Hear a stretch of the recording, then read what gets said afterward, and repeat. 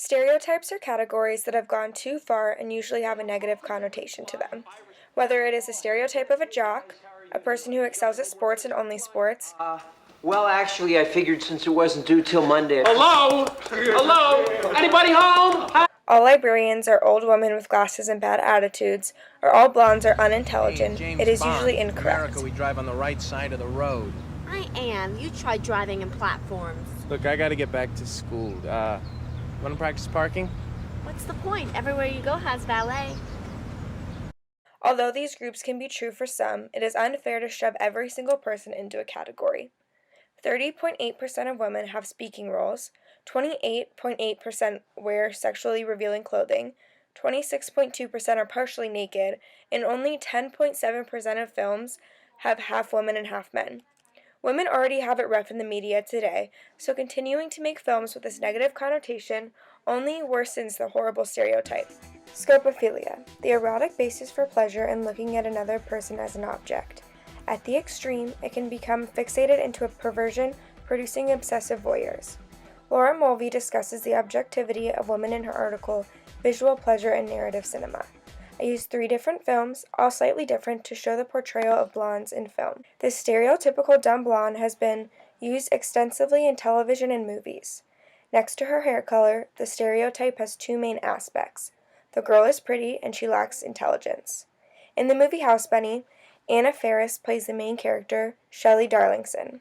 Shelley is a blonde Playboy bunny who is incredibly dumb and completely ignorant to life outside the mansion.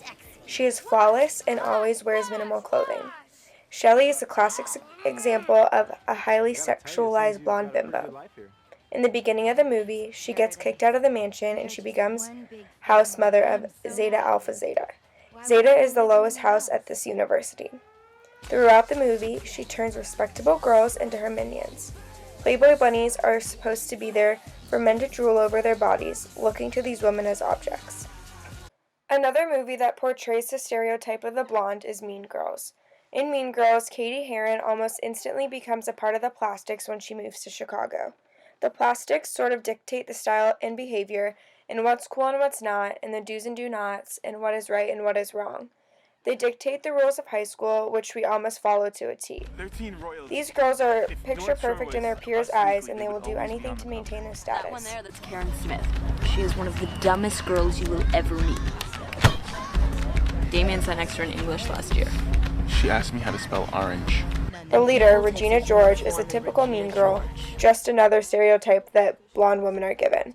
She is rude in such a way that what she is saying is horrendous, but her tone sounds incredibly sweet, so no one picks up. One time, she punched me in the face.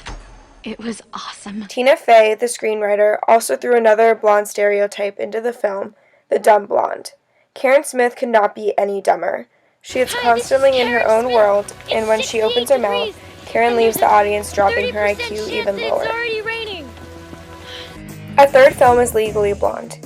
Even the title insinuates the meaning behind the word blonde.